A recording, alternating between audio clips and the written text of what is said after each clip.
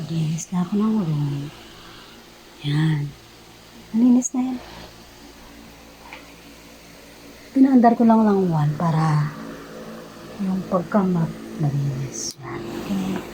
Off na natin.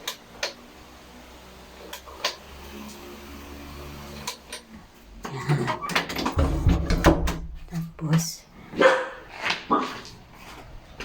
second row.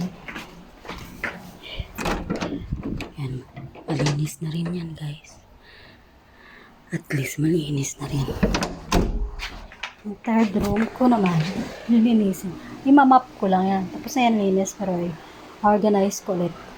Mga kalat. Okay. Yan.